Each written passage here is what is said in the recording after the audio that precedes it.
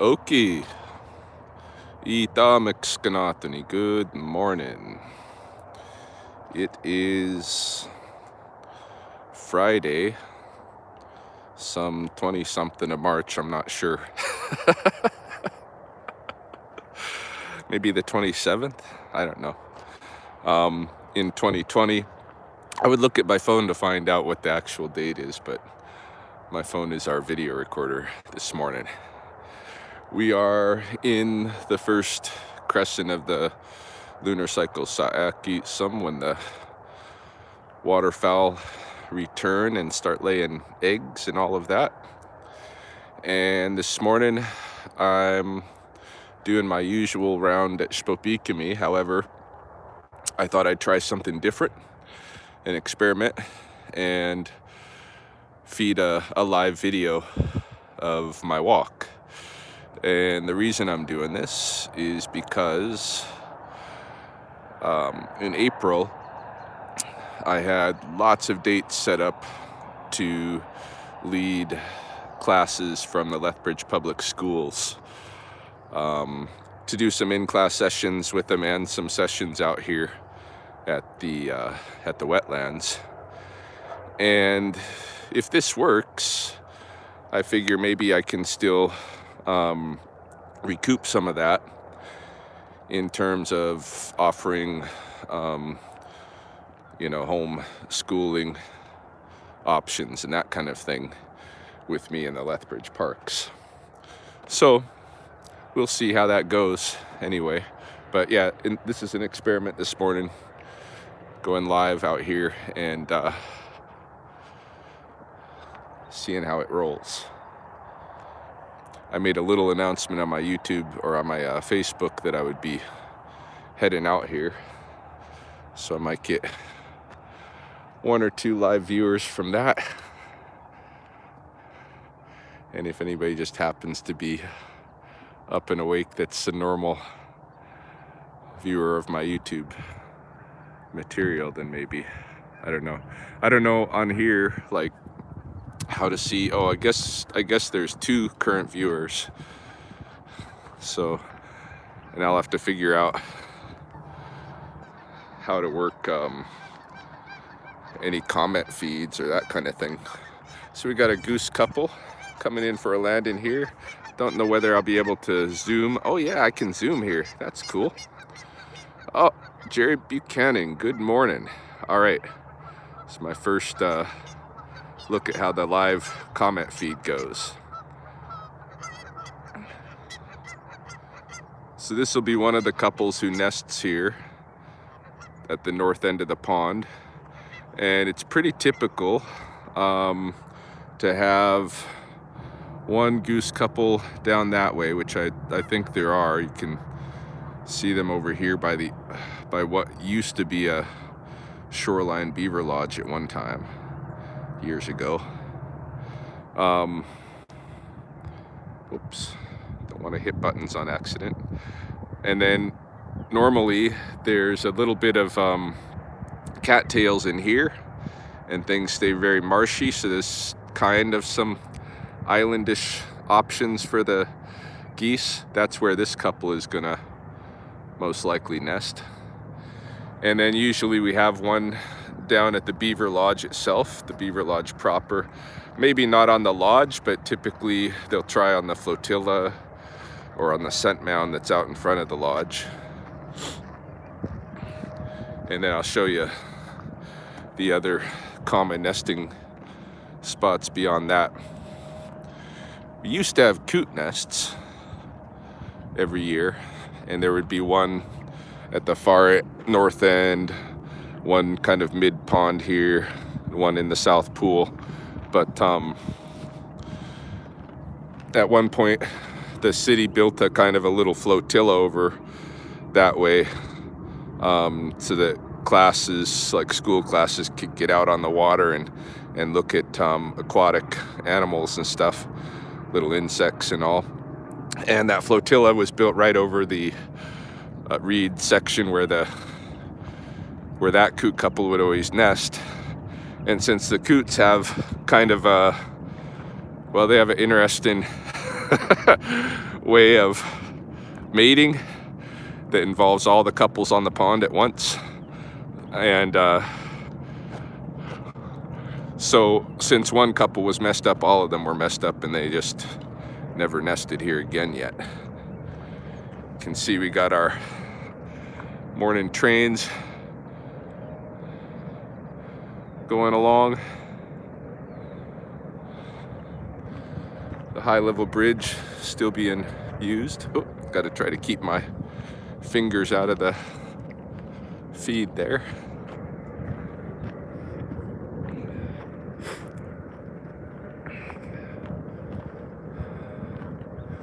A little bit of open water around the beaver lodge now that wasn't there yesterday.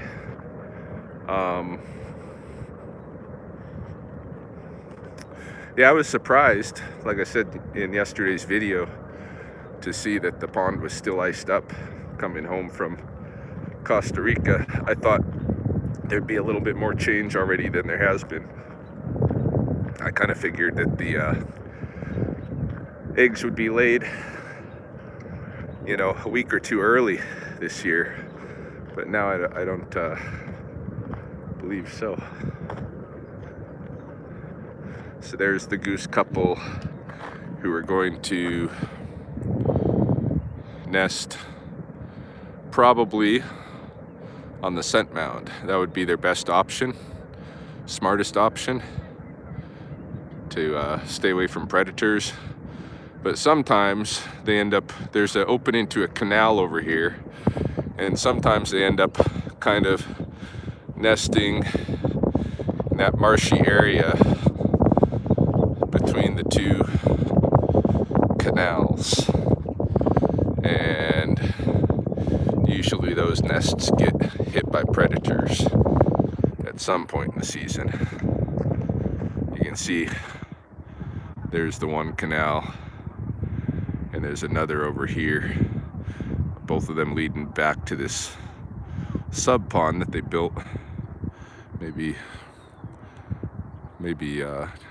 12 years ago.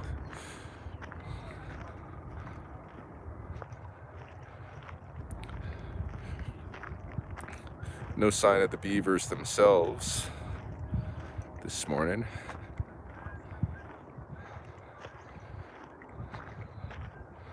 We might go check out the canal that's upriver a bit, where the other beaver families are living.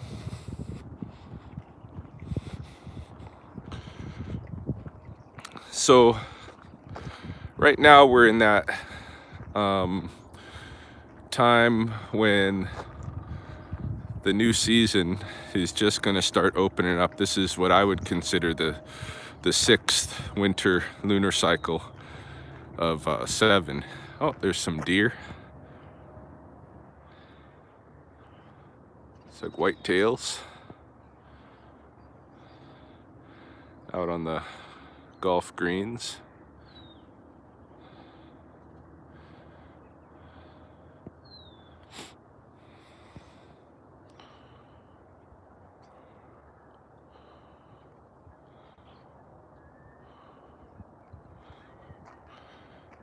Go a little bit quiet for a moment, so not scaring them quite as badly.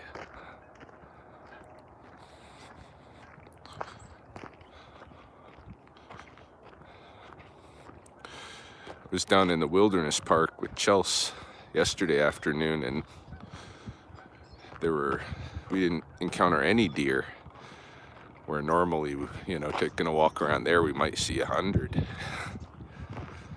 So I don't know if the whitetails are coming up out of the coulees now that there's less humans to encounter just out and about. I am kind of keeping my eye out to see if I can observe any change in animal behavior, you know, relative to this event that's going on. Looks like we might have a mallard couple out here along with a with a goose couple.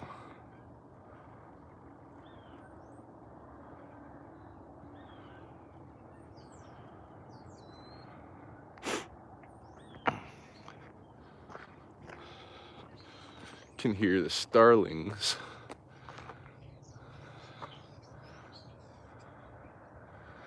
Now, yesterday I did have one robin down in the forest main singing, which is new since my absence the last couple of weeks.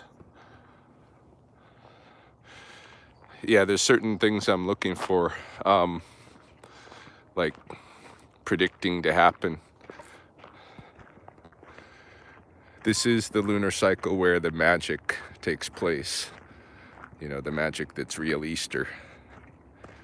And so these geese are gonna lay eggs. They're gonna start laying eggs by the full moon.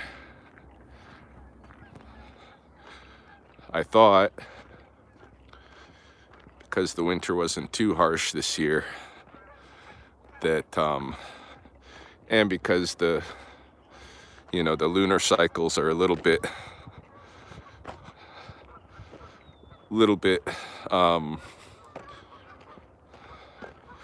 disparate from the Gregorian lunar cycles right now, the static ones, that we might have an early Easter, but that's not going to be the case.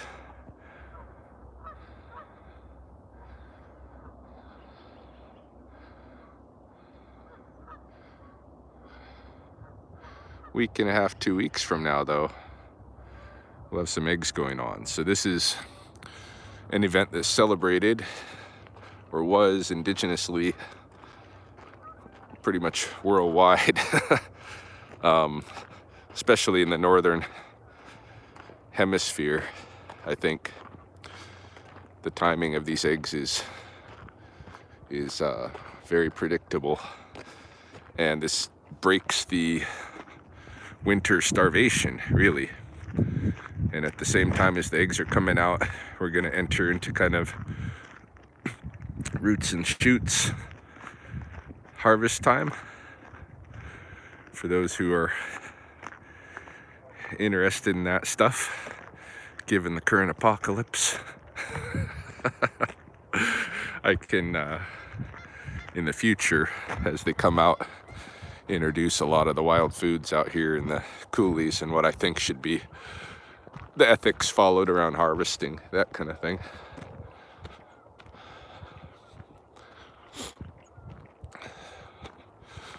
So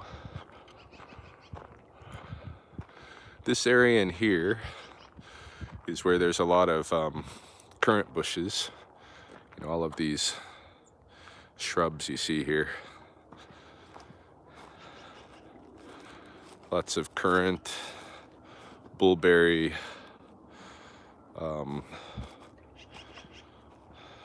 honeysuckle, a little bit of chokecherry. And so usually if you're gonna see any interesting smaller birds around the pond, you know, I'm keeping an eye out for the migration sequence. This would be one of the spots where you might spot new arriving smaller bird, Sspopiikimi, kind of the sparrows, finches, warblers.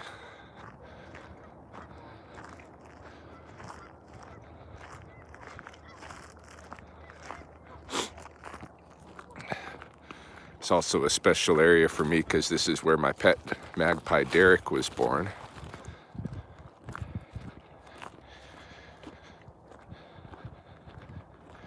His parents had a nest down in here that Mahoney and I were following. So I knew Derek from the time he was an egg.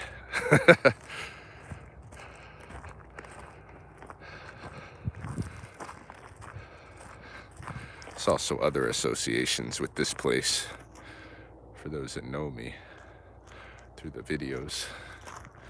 You know what some of those are.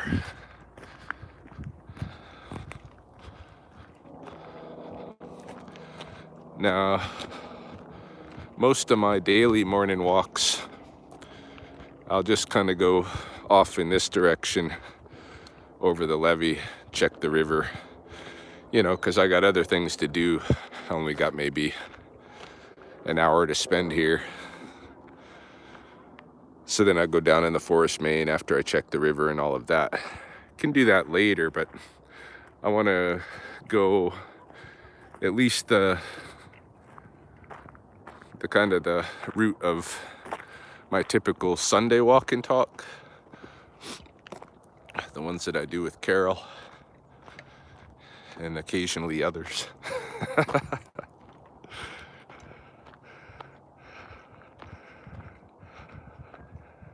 Just keeping an eye out. What do we got up here?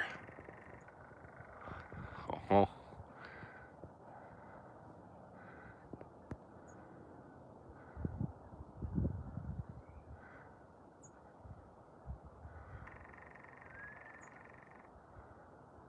Who is this? It's probably a flicker from the size, but I'm gonna try to get an angle that I can see. It's still early dawn here. Yeah, it's got to be a flicker. You can also hear a downy woodpecker, of course, but that's not this guy.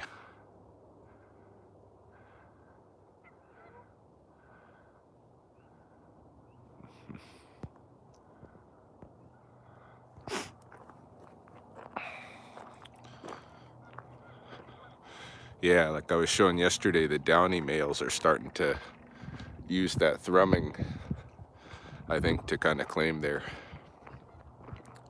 areas.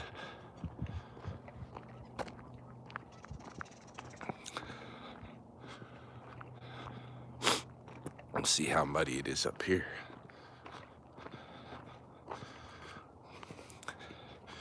Yeah, I thought when I came back, I half expected to already see some of the new green basal leaves and shoots of the season's plants coming up.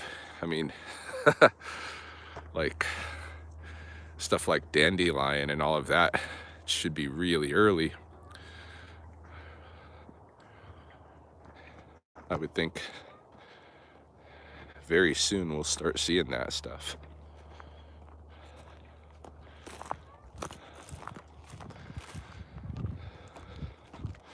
This is all kind of old coal slag stuff here. I believe these sections of dark soil.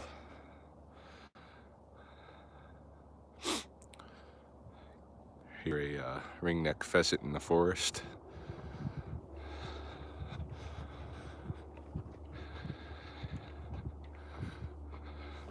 Hey, Peter. Okay. Yeah, we're doing something different this morning. Going for a live walk at Sspopiikimi because I had promised to do several real live walks with Lethbridge Public Schools in April, and that's probably not going to be happening, right? So I'm checking out how to utilize YouTube Live, and maybe I can use this tool to still deliver some of that curriculum to the kids, even in this weird context.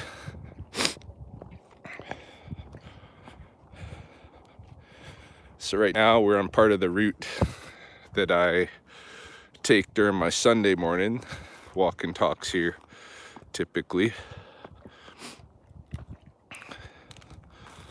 It's not part of my everyday route when I don't have as much time to play with.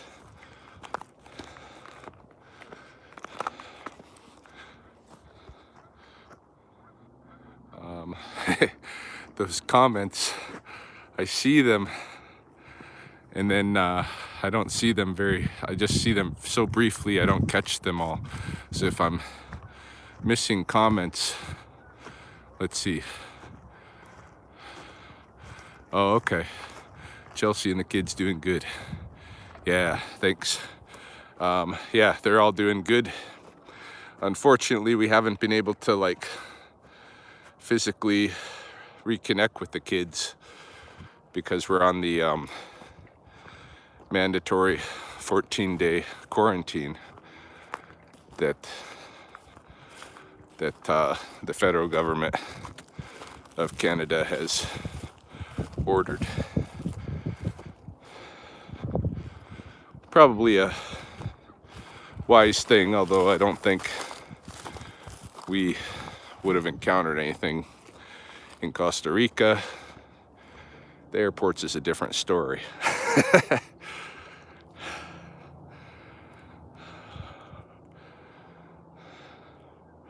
But I'm pretty isolated out here.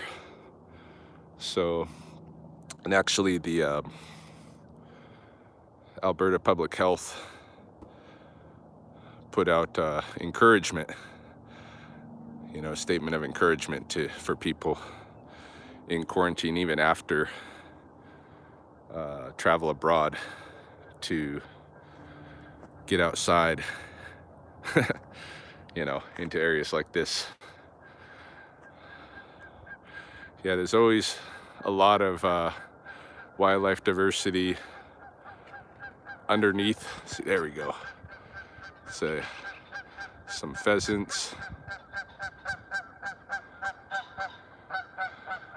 Oh yeah, we're gonna have a big, I think probably when the kids come home, we're gonna be in bed for about 24 hours in a prolonged hug / wrestle. Yeah, the ground is still pretty frozen here, especially around this part of the Coulee, around Sspopiikimi, because it's in shadow most of the day.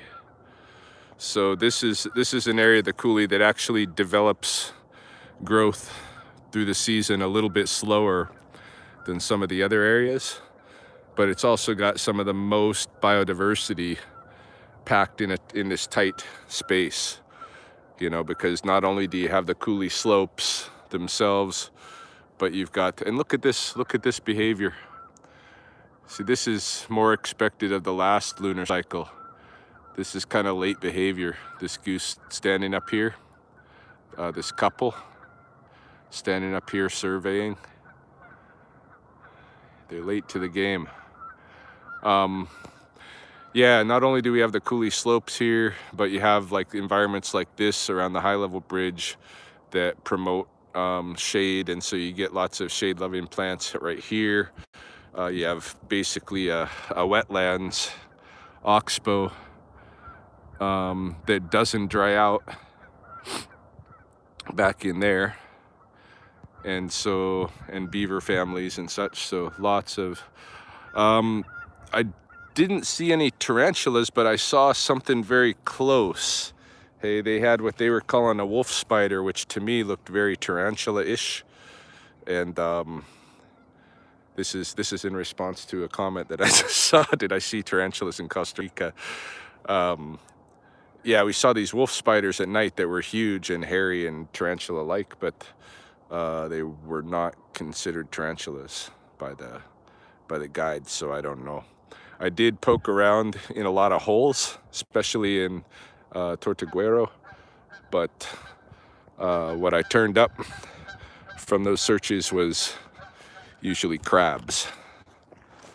Morning, Johnny. Itamex Kanatani. Minnesota. Cool. Right on. Yeah, so we're doing a little something different this morning, doing a live walk. I wonder, I don't get any indicator on here for my phone battery. So if at any point this thing stops, you have 5 species of wolf spider in their collection considered true spiders. Cool.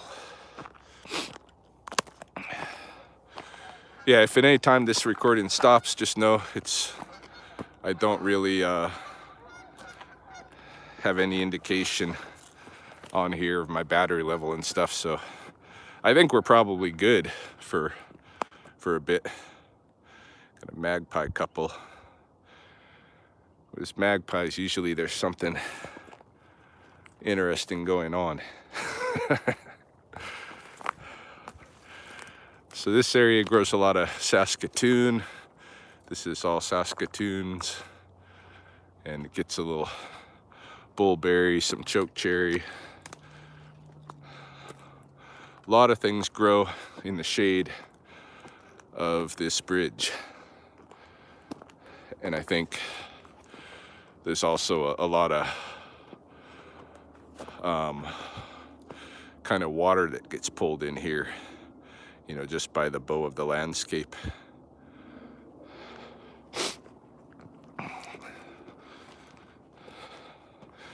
And we're about to see one of the rarest plants in Lethbridge that has, I think, probably some relationship to this bridge. And those plants are typically the turnaround point of my Sunday walking talks, but I think this morning we'll keep going and check out the Beaver Canal upstream. All right, so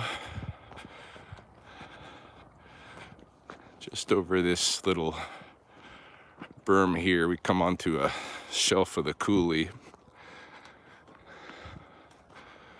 where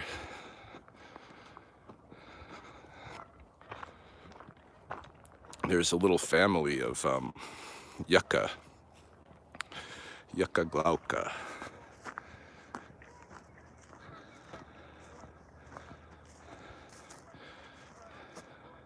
I think they're called Sspopiikimi in Blackfoot because they're very sharp stems. Now, something's happened here. That I hadn't seen before. You know, there's been some damage to the plant. The main stem of probably the last season has been broken off. A lot of the leaves have come off. I think maybe somebody stepped into it, perhaps. But then, here we have another example of the exact same thing. So, maybe not a step into this plant. Maybe it's something that's been feeding at the plant. Particularly getting at this, whatever was connected to that. I don't know. This isn't something that I've observed at these plants. I've been watching these maybe 3 years, and only this year do we get this gopher activity coming in. I think they were taking advantage of the new rhizomes, their new shoots that were coming off the roots.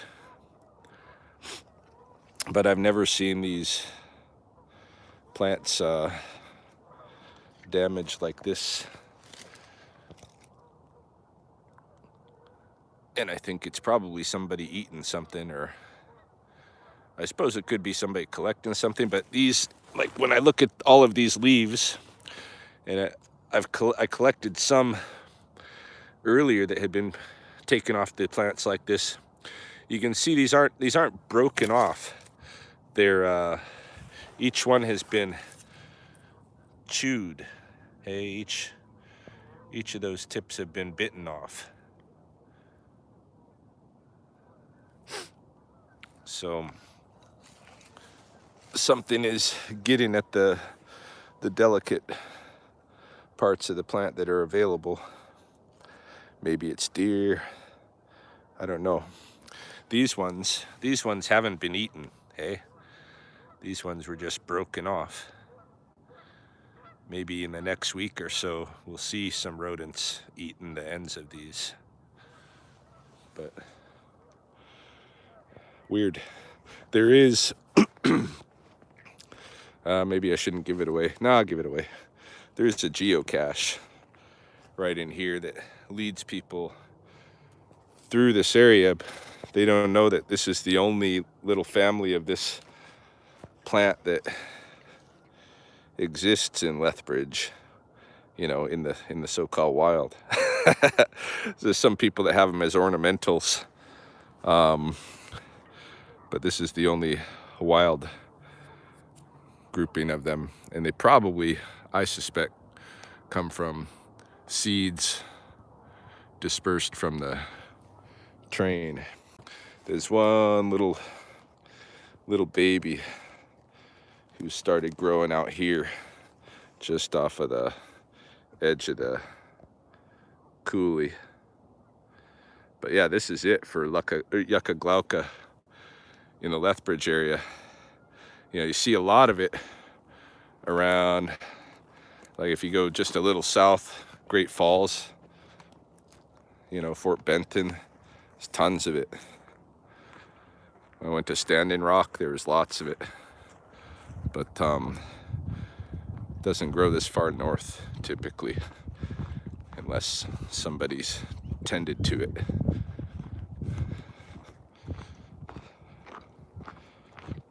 Here comes the sun.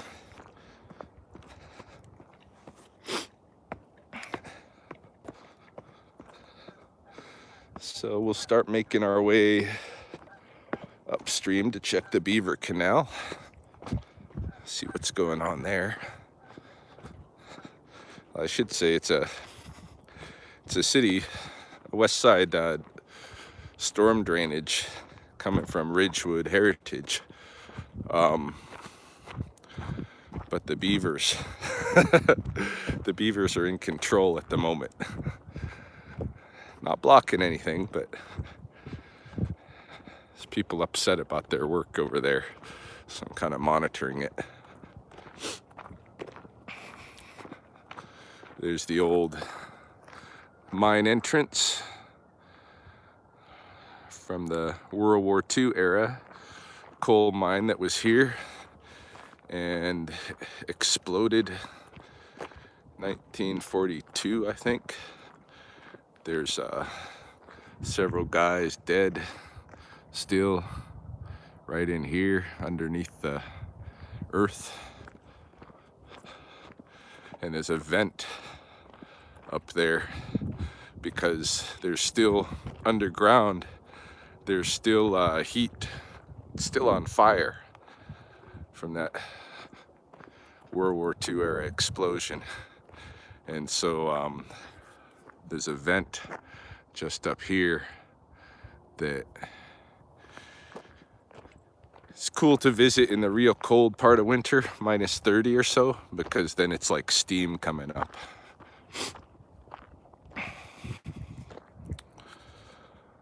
What are we looking at here? So this is just a morning walk with me through Sspopiikimi and along the river.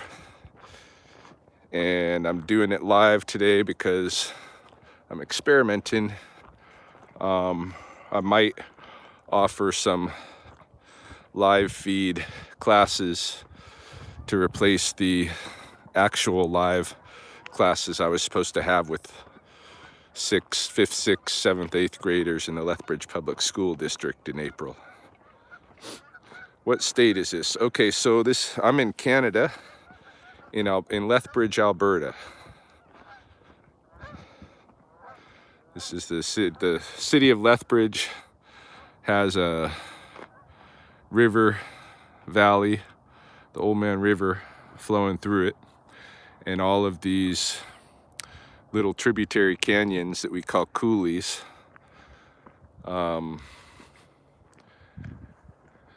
It basically forms a permanent wilderness green strip through the city. All right, I gotta see what I just missed that last message. Sspopiikimi is the name specifically of the wetlands or includes all of the river bottom. It's really the name that I gave to the wetlands. It's not the official name. The official name of the wetlands is the Elizabeth Hall wetlands. I call them Sspopiikimi, the turtle waters, because of the painted turtle population there. So it's basically just the wetlands that I refer to as Sspopiikimi specifically. All right, this is the Old Man River. It's actually in Blackfoot, the Belly River, Moko on Sisachta, but the ladies, the Victorian age ladies has settled, white ladies has settled in Lethbridge, didn't like the idea of having a river named after the belly. So they took the name of the next tributary upstream, which would have been the Old Man River that comes down from the mountains and connects with the Belly River. These are both, English-sized Blackfoot names, but in Blackfoot tradition, the Old Man stops where it meets the belly, and what continues is still the belly. All right, so we got some ducks over here. You can hear a pheasant in the background. Is that land between the Bridge Drive and Highway 3 for sale? Yes, it is. It's $1 million. I've talked to the guy's lawyer about it because I thought that would maybe make a good place for a wildlife refuge center, and also there's rattlesnake populations there, so it could be kind of a rattlesnake refuge. Just looking at these mallards here, seeing who's on the river. So yeah, that area is for sale. It's got a bunch of features of it that, however, have been a turnoff to prospective buyers because you really can't develop much there. It's got a lot of toxicity because it used to be a dump there. It's got TransAlta lines going through it, so you have restrictions around what you can build with the TransAlta lines. It's got some major rattlesnake dens, and so there's wildlife restrictions regarding the development around those. And it floods. So those are some of the reasons why it's eternally for sale. Yeah, they should leave it, or we could do something with it for education. Like I'm saying, we don't have a place to do, wildlife rescue and rehabilitation stuff in Lethbridge, even though we've got lots of issues around that in the summer. Then a lot of that gets put on me, and the nearest place, I usually have to drive them up at least to Nanton, animals that are in need. So I wouldn't mind seeing something like that that's a wildlife rehab / education place installed there, and that's something that I think we could develop, around the current zoning issues there. But I don't know, I'm no expert. All I know is to take care of some animals, you need just some enclosures.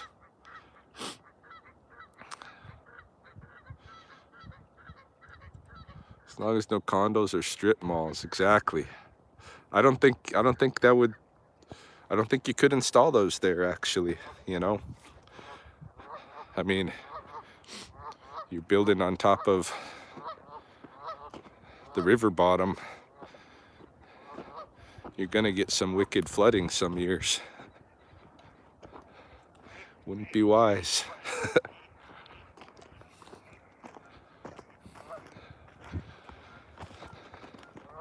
All right, so this is another oxbow in the river. And there's a, you see that pheasant just fly across there? Go scurrying up on the shore. There's another one up, just up above me somewhere.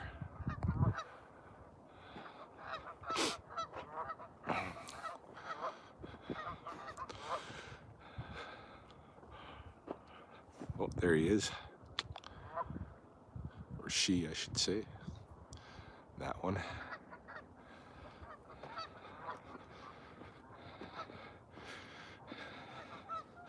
Now I don't know in this oxbow which came first, the chicken or the egg, because it seems to be a natural oxbow of the river, but it's also connected to that storm drainage canal. So I don't know if they drained that into a naturally existing oxbow or if the oxbow formed kind of in concert with it.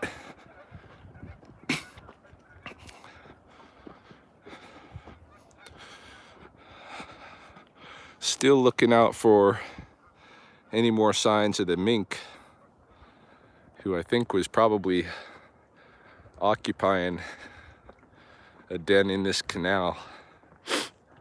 I did receive the other day an email or message, I think maybe through my Rattlesnakes of Lethbridge on Facebook. Somebody from the south side has been having what he believes is a mink coming up and stealing koi fish from his pond. So I might have a mink trapping assignment here coming up.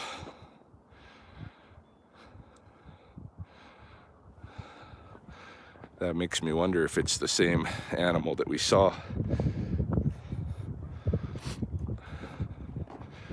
earlier in the winter.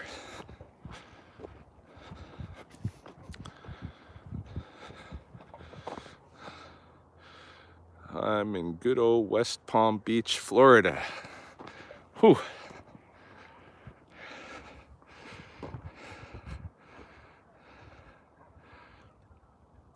Nice and sunny there, I'm sure, eh? Warm at least. Yeah, it's weird jumping from, you know, our winter into the tropics as I recently did, and then jumping back.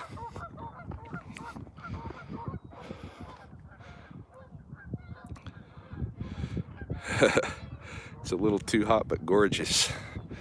Yeah, I imagine. I was down in Louisiana for a couple of years during the military.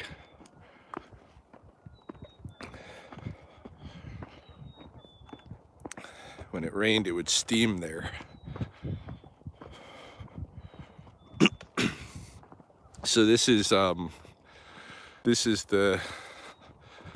kind of the end of the coulee that you would go up to get into the muff, what they call the muff, which is kind of a famous Lethbridge mountain bike run.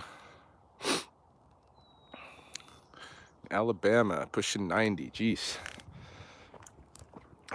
And this was the muff is the trail that, you know, leads up to Mahoney's neighborhood.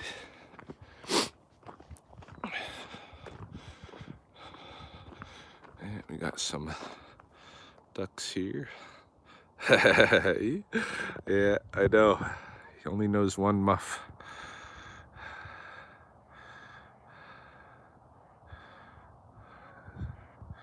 Some ducks there.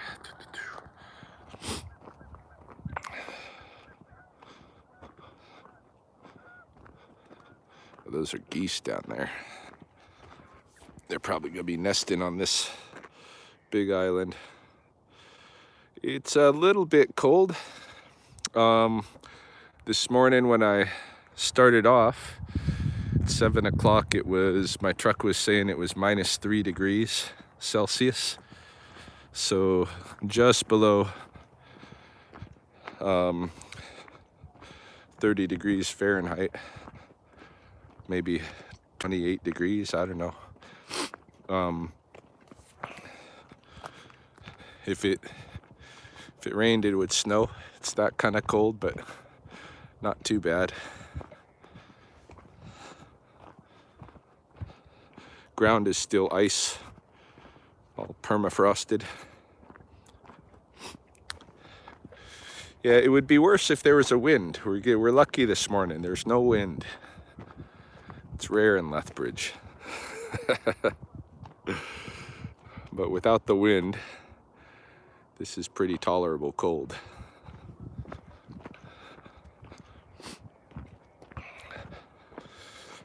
What temperature? Whoops. Gotta look at that again. Oh, there's a male.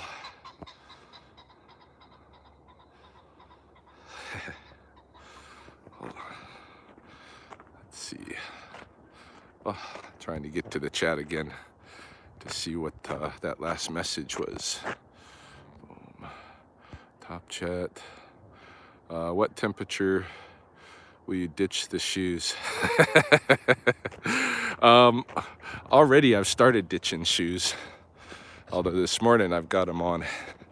Morning. Porcupine and the 3 bears too. Oh, woof.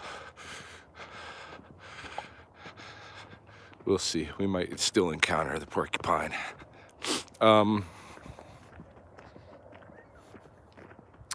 Yeah, any temperature around, you know, that's just like now, -2, -3, that's tolerable. -6 is my threshold. That's where I've learned that I get frostbite. But these temps are not too bad. Although, you know, right now I'm just kind of reacclimatizing. Getting used to the cold again. Chelsea and I had become acclimatized enough. I had a little landslide over there. Let's walk and stand under it.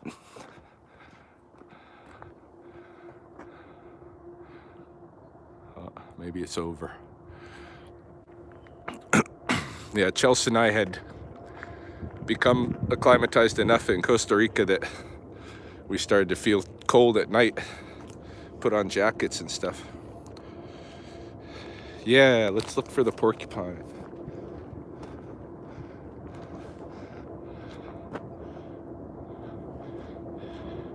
If there's one up at all in the trees, I'll see it.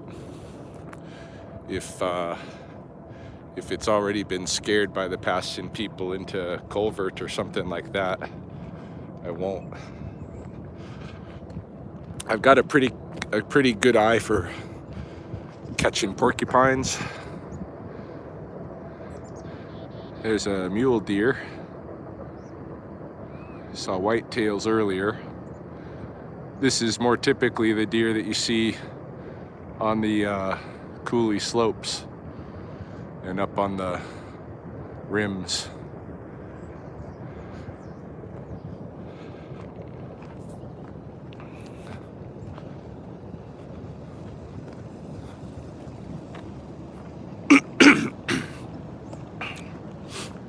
Just got my asthma medication back yesterday after having none of it for 2 weeks.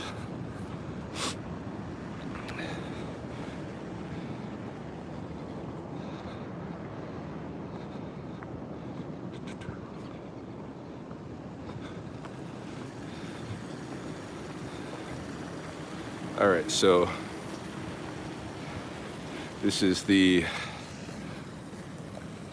city storm drainage coming out from the Ridgewood subdivision. And here there's a lot of beaver work going on with the large cottonwoods. How much longer of a walk you have? I don't know. I'm just experimenting today. So you can hang in there as long as you're enjoying it, and if you're getting bored, go ahead and switch off. I'll still leave it up later if you want to catch it later or whatever. But I'm just experimenting this morning. I don't know how long my battery lasts in doing this. So I'm gonna see, if I can do hour and a half, 2 hours, then that can replace some of the classes that I was gonna give for the schools. Or at least it's an option. It's one of the big trees fell this winter by the beavers here.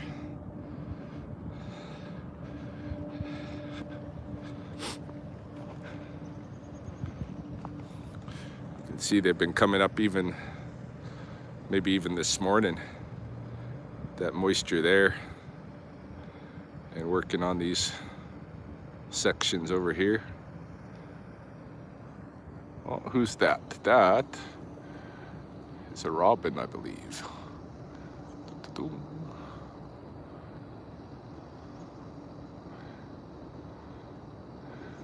Yeah, so they're just starting to return. Or it might be, we do have a few males that stick it out here through the winter, so it could be one of those, but it's 2 mornings in a row of seeing robin here where I wasn't seeing them before I left, so. Oh, there's a couple of ducks up here who are probably gonna get scared and ditch. Their nesting is gonna be coming up pretty soon too. The geese will be first. Mallards and teals will follow right after. Maybe it's just the one. Sorry about the strong sunlight. It's pretty strong for me too.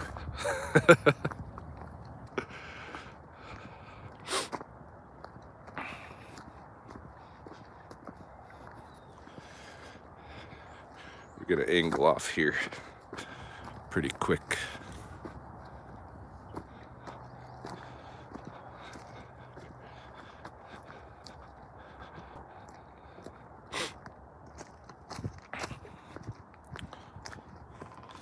Hi from Scotland. Hey there, Scotland. I enjoy Scotland. Been out that way a couple of times.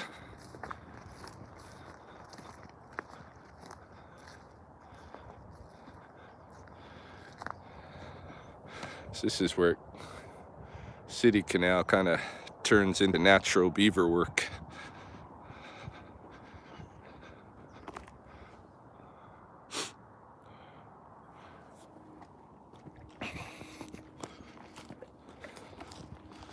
All in here, some of the underground or in the bank dens.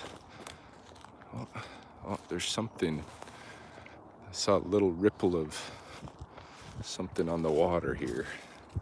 There goes a couple of mallards. Maybe it's just water, or maybe it's just wind hitting the water here. I'm not sure. Thought I might have seen mink or muskrat movement as I approached. Worn a few kilts. I tried one time. I got like a cargo commando style kilt that I sent for on Amazon or something, but fortunately it didn't really fit me. And so I never got into wearing it, and I ended up selling it to another fool but me.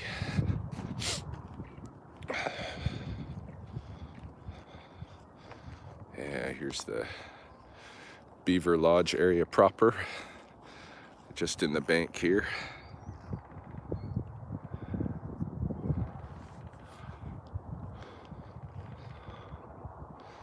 No sign of any of the furry critters themselves, though.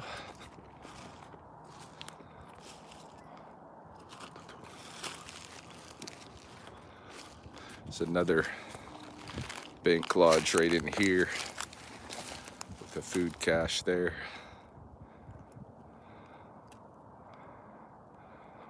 All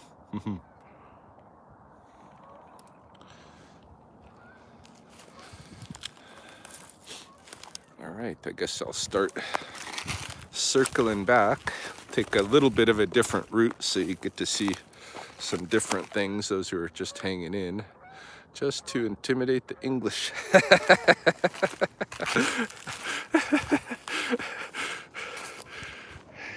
Yeah, who wants to fight a guy who's got his junk dangling around?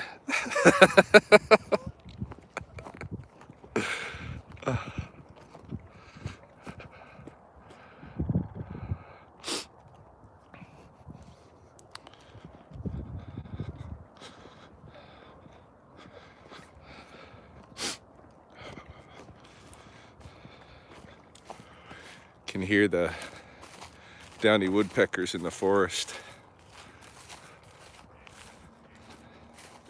rattling away, everybody claiming their space.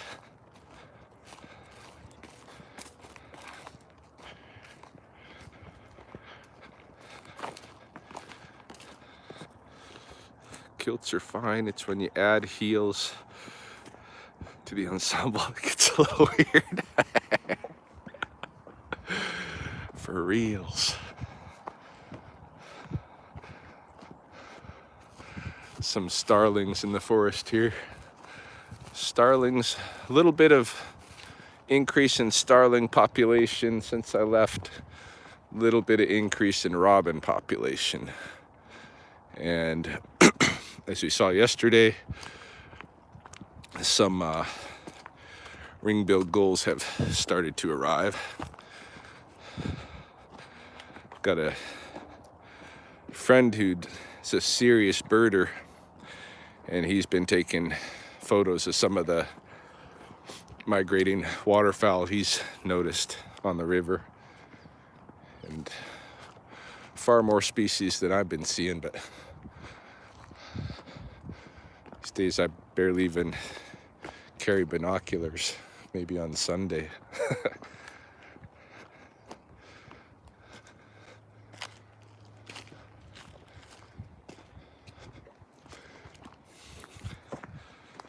Oops, I just missed a message. Top chat.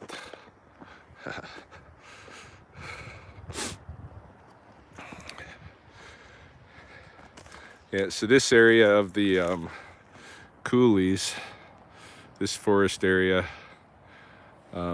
just that way, I guess, I normally refer to in my videos as Ewok Village. Used to be very popular with like BMX bike kids and stuff like that. They had a whole bunch of jumps and stuff set up in the forest, and one of their larger jumps had some wood signposts that said Ewok Village, and so just kind of the name stuck for a while, and I still use it. Are you seeing more waterfowl hang around for the winter now versus, say, 10 plus years ago?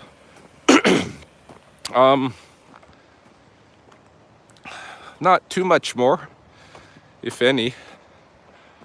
The geese, for the last, ever since I've been watching them here, I moved here maybe 20-something years ago. The geese that have been sticking around were sticking around all that time. What ones I do see now are like that weren't before is kingfishers. There's a lot more, at least in the early winter, like up through the solstice. there's been these male kingfishers around town. So we've been trying to, that's been one of my objectives during the Christmas bird count every year, is to try to get the male kingfishers counted in my area. Because they were at one time rare. Now it's every year and there's more of them. So that's a robin just now shooting over me. Uh-oh, I'm coming across another human being. Not supposed to do that. Good morning.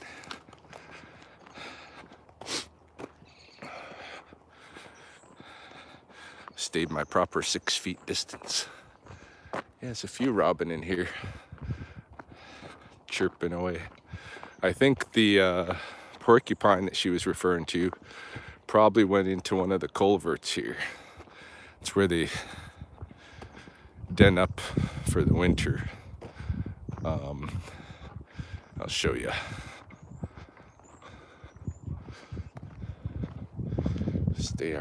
Stay our distance. Yeah.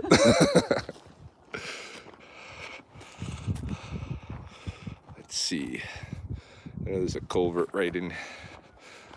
pipe right in here. There we go. Okay. So you can see heavy use by the porcupine. All the porcupine poop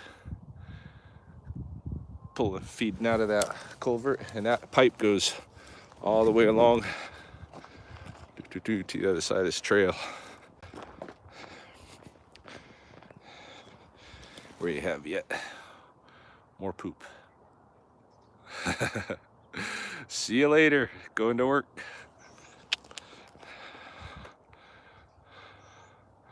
Yeah, porcupine is probably in there. We can try to take a peek, I suppose.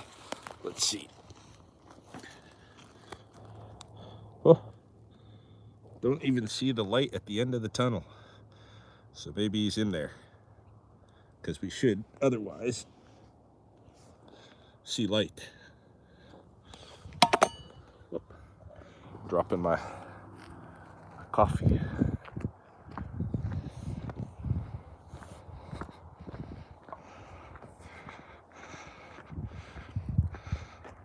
Lucky to still have my job in an office of 3. Yeah. Most people here aren't working. Here's another culvert that the porcupines use. See some tracks going into here. Let's take a peek. That one's empty. See? I think that porcupine is in that other one.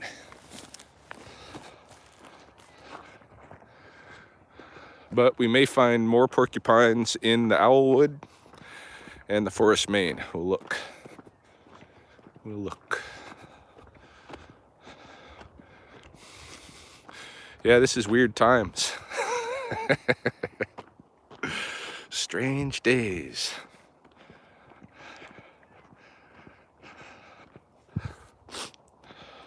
Find a rattlesnake. Well, I know where they're at right now, but they are underground and not going to be rising quite yet. Another month here.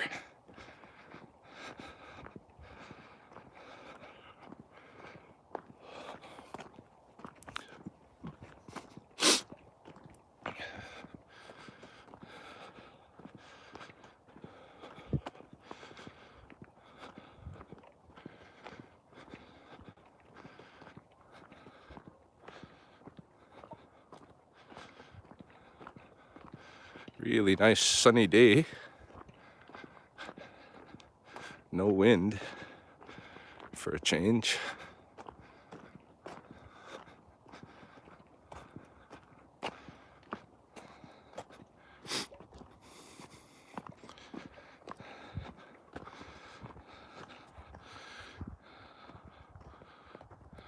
Oh, it's coming across good live. That's good to hear. Yeah, I'm curious how this whole experiment will pan out, but it seems to be working. Hey,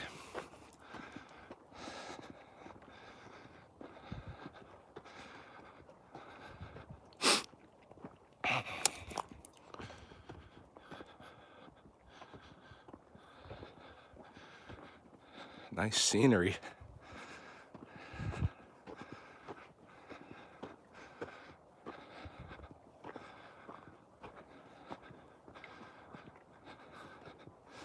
I'm even gonna a good sound too. Yeah, that's mainly because we're getting lucky with the wind. If it was a typical day out here, I think we'd have some issues.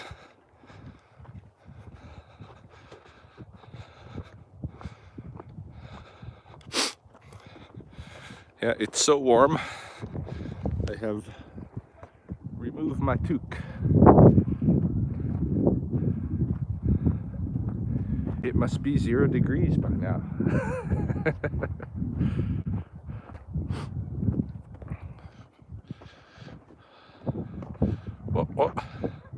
What happened? Oh, we are still live. When I turned my camera around, I must have hit something because I got onto some other screen. It freaked me out. Did the live session end?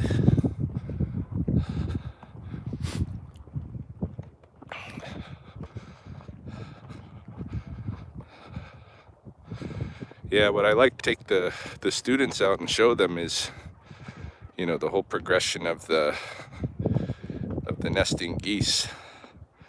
So they usually get to wade through the river with me, and a lot of them end up just playing in the river. Somewhere along the way, I usually show them what's going on with geese caching eggs or incubating eggs or what have you.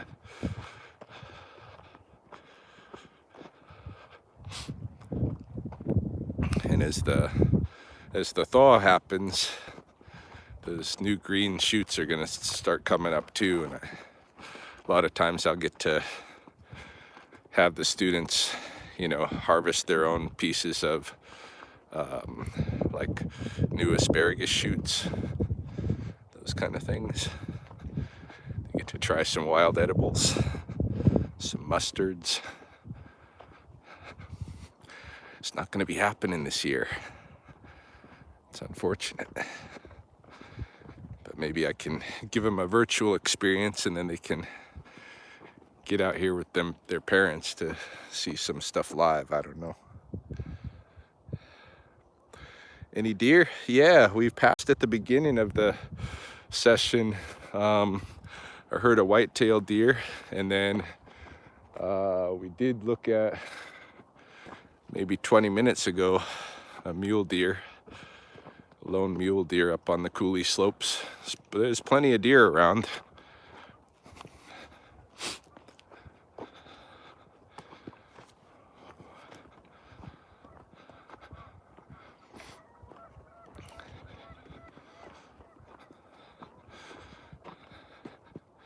This is the area, the tree where that skunk that I relocated the day that I followed it. This is the tree where he ended up taking shelter for a bit. I don't know what became of him after that. It's a good sign that there's deer. Yeah, I suppose so.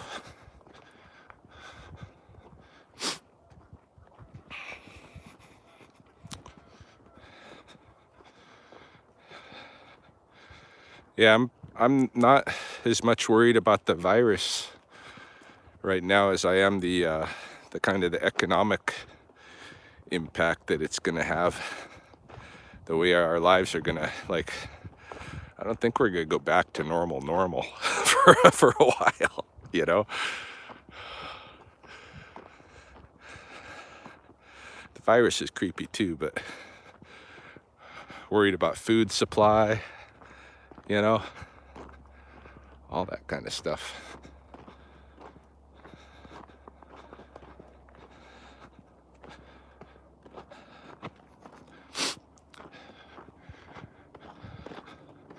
Somewhere up in here, I believe there to be a bull snake den. And that's based on, I've worked 10 hours this week. It's better than some. Yeah, I believe there's a snake den up here because I've spotted neonate newborn bull snakes on this trail, and they typically would not be in nests more than maybe 50 to 100 meters from their winter dens.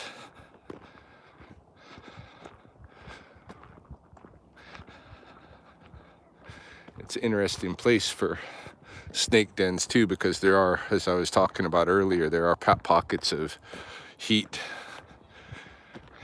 in here from old coal slag burns and stuff like that, and one exploded mine. Do the snakes cross the water? Absolutely. Yeah, snakes are good swimmers.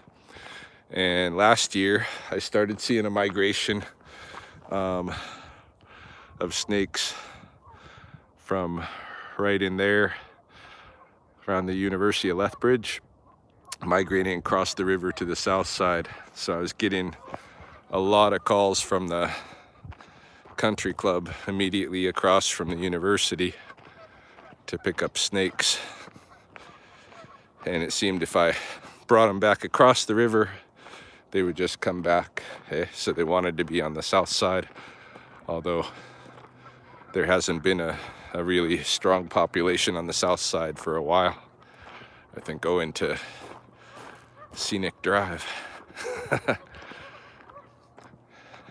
It's like a impassable boulevard that hugs the Coulee rim on the south side. You don't really have that on the west side, and so I think the snakes fare better long term this side of the river.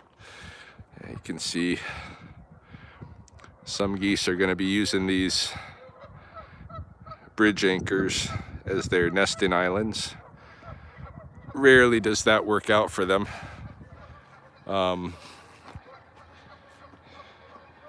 You know, they usually will lay a few eggs and pluck their belly feathers, and then we'll get a wind and all the belly feathers fly away. Then they just got eggs on cold concrete.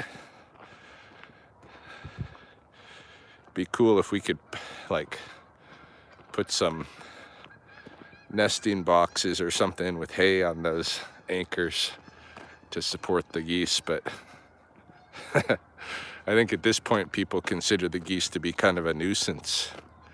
You know, there's too many of them, they think. You could eat some, but nobody's doing that.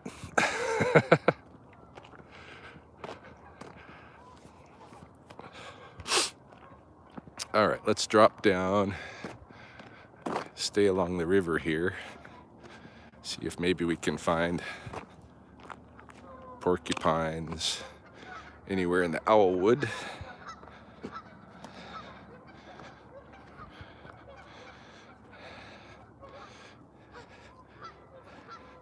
This slope can be pretty tough to navigate on ice.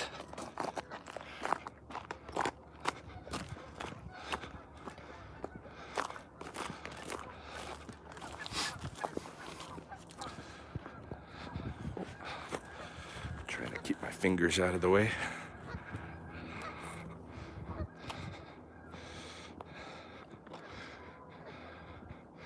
This is a really kind of sandy, silty area that gets flooded really good during our big flood years, and you get a lot of wild licorice and stuff growing off the edge here.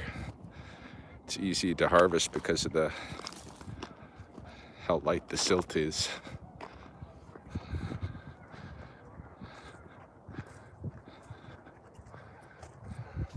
Just kind of scanning the forest for those porcupines. You can see the trees, the areas where over this past winter where they've been feeding, you know, the bare branches.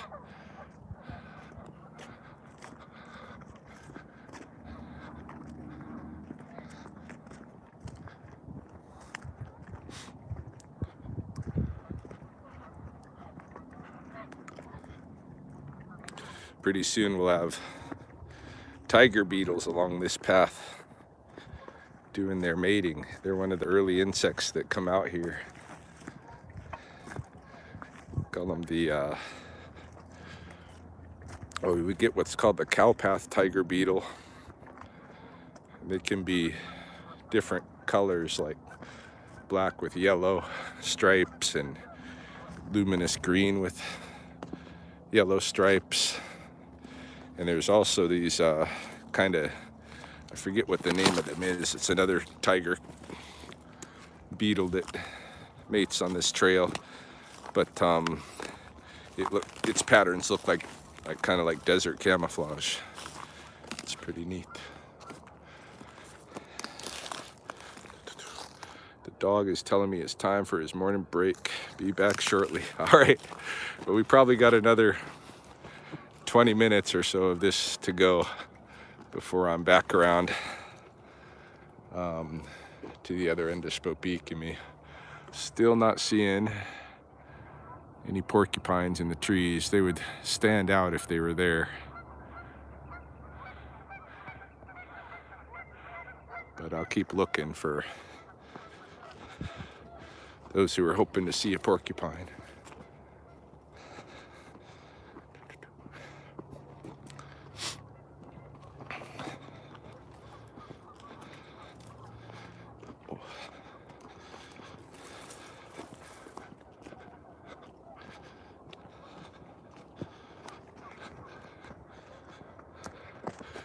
Garter snakes used to den up right here in the rocks. Like when I first started studying out here on the daily and weekly, the garter snakes would always winter in these rocks. But then one year something happened. I don't know quite what it was. The garter snakes decided to move, and there was at the same time, there was a big honeybee swarm that moved from this area.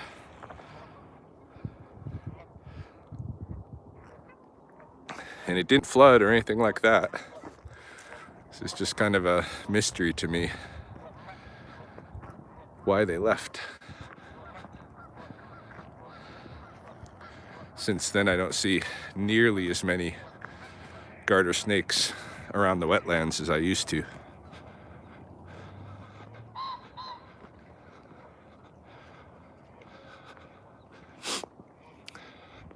I've upset the mallards. We're gonna drop down in the forest main here, back at the pond, back at Sspopiikimi.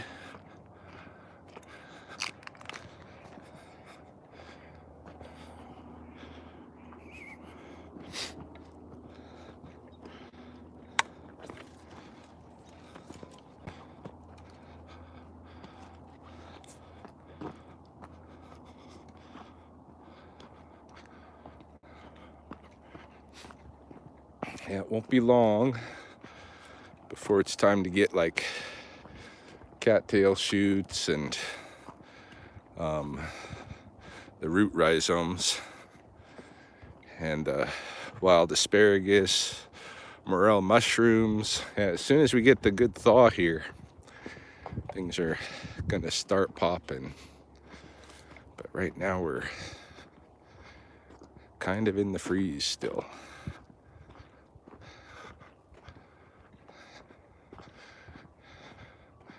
This area start getting into wolf willow.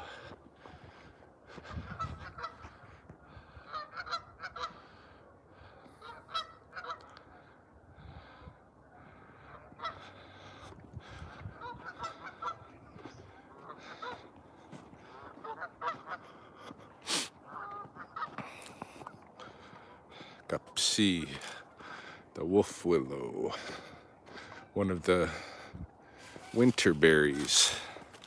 There's still some, hey? Have you ever come across cackling geese? Only during the, I think only during the snow goose migration have I seen them. and it's mainly because I'm looking hard, you know. People see them around, but I generally don't scope out the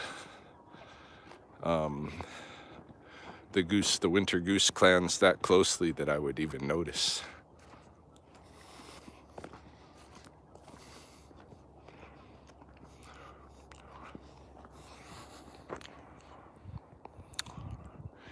Starling.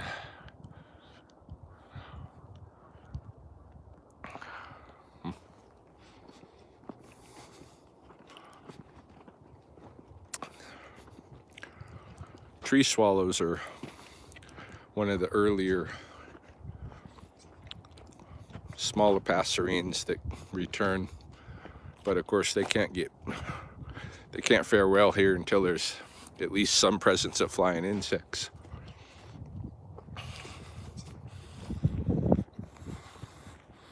I was surprised in the tropics that there weren't more flying, buzzing insects. Yeah, the swallows.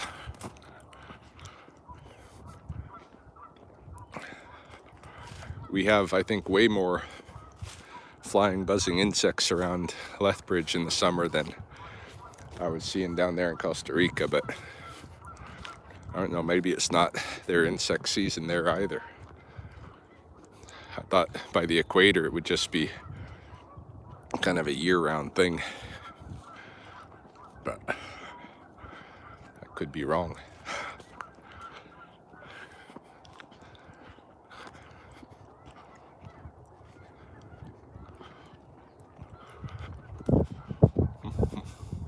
Getting a little breeze now.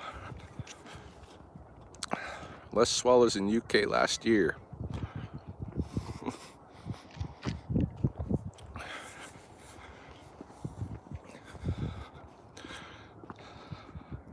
Learned wolf willow seeds are used for decoration. What about the rest of the plant? Is that what that said? Yeah, okay. So, yeah, the seeds are used for decoration. The fruit, you know, around the seeds is edible. Like I just finished eating one, and they're one of the winter berries that you can still, you know, find all through the season. Here is what we're talking about. These wolf willows. They got two names in English, two names in Blackfoot. So in English, it's wolf willow or silver. Is it silverberry? Yeah, silverberry or wolf willow. In Blackfoot, it's kind of the same. Gupsea, which is talking about the white berry, and Mississippi soyis, the shit willow. And it's called that after that plant features in a Napi story. Napi's kind of the Blackfoot trickster. And Napi sets some of that plant on fire and uses a brand of it to punish his own ass for doing something, for not telling him, not waking him up from his sleep when there was a marauding bobcat stealing his gophers. So in punishment to his own ass, Napi stuck an ember up his butt, and it was on one of those sticks. Hey, there's some deer.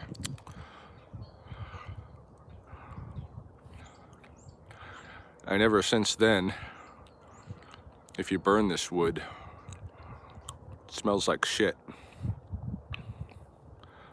So my understanding is people used to play like practical jokes on their buddies,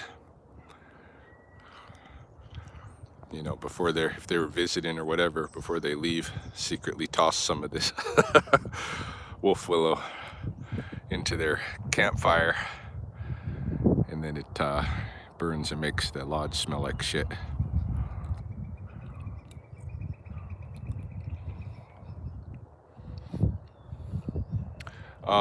But yeah, the fruits, they're edible. The seeds are used for beads, and the fruit, it is also used in a tanning process for bladder bags and such. Like if you're trying to tan the guts from a deer to use as a kind of a canteen for water, in the tanning process, rather than your brains and stuff like that and liver, you boil the fruit of these wolf willows, and it creates kind of a green paste that you smear all over that bag and rub it in and work it in. So those are a few uses. It's probably got more.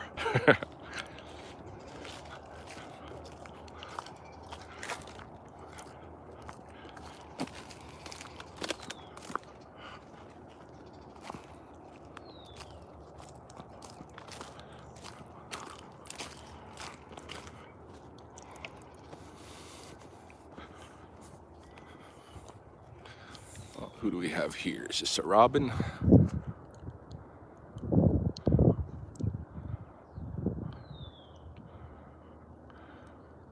I think so.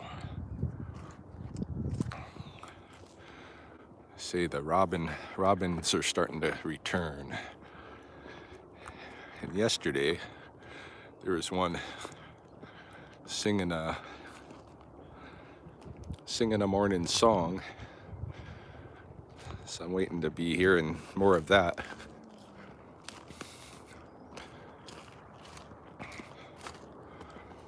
Red-winged blackbird males will start coming back before too long as well.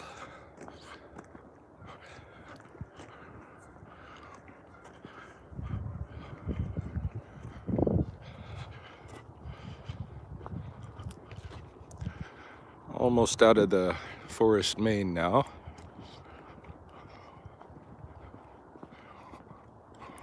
Still no porcupines.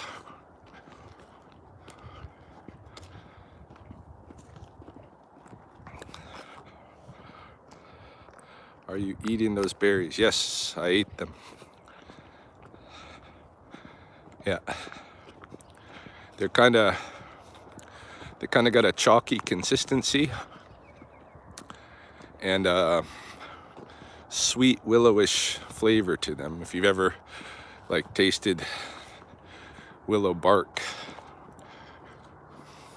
it's a little bit like that flavor wise, but sweeter. Less tannicky.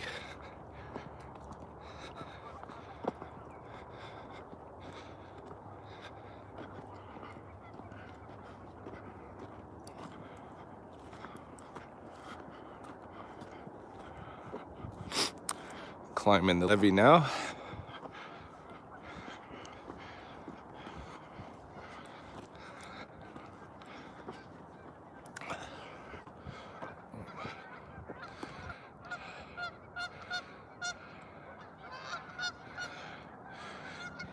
Yeah, no wolf willows in Florida, hey? You might have something similar. I think they're closely related to olives because we have Russian olives here that are brought in as ornamentals. In fact, I'll be able to show you one in a few minutes here. But some of the Russian olives have been migrating into the Coulees. They get along really well here. And I've tasted their berries, which look very much like wolf willow berries. And they taste the same. They're very much the same, like consistency and same kind of decorative pit, all of that. So I think they're very closely related plants. So if you got olives, then you got something similar.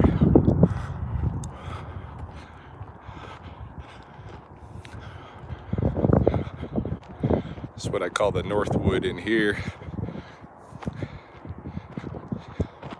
It's another area that floods a lot, so you don't get a lot of undergrowth. It's basically just a cottonwood forest. A little bit of willow and a little bit of brome grass, but not much else in there. So over here, we have some of the escaped, I shouldn't use that kind of language around it. This is one of the Russian olive trees in here. And there's another one.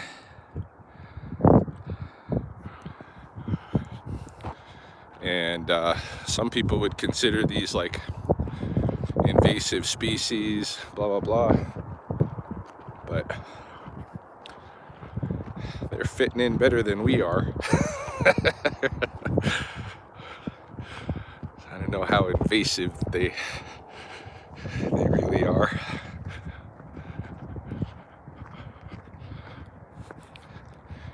In ecological terms, I think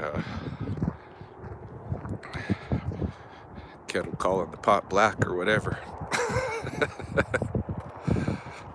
What time zone are you guys? We're, I think, mountain time here.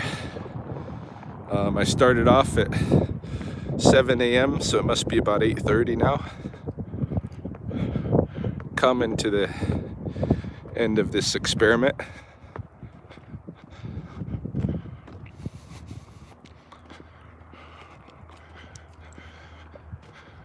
Just rounding the North Pond and we'll be in view of the truck pretty soon.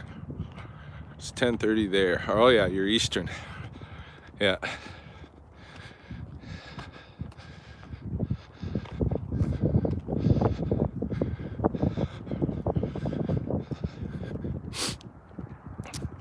Well, there's my truck. So maybe at this point I should call it a session. It's been a good experiment. Seems to have worked. From the feedback you guys are giving me, everything sounds like you're getting good picture, good sound, all of that. So I think this is a alternative means of delivering some of my classes. I'm gonna approach the city about it and see if they still want to use me for some homeschool options. That would give me a little bit of work for April. Right now I am not moving skunks. I've got a sub still working that while I'm in quarantine. You know, I picked up one trap yesterday, but it was like, it's not a situation where I'm going to run into any people. But I'm not going to be able to work in the studio, you know, with my new clients for the program. We're going to hold off on that, so I'm going to need something for April, so maybe I can work with the kids with some of these virtual walks. Appreciate those of you who took time this morning to join any part of it. And I don't know, maybe I'll do another one at 7 o'clock tomorrow morning in another park. See some other parts of Lethbridge. I don't know. If I do, yeah, it'll be at the 7 a.m. my morning walk. All right, so I'm going to sign out.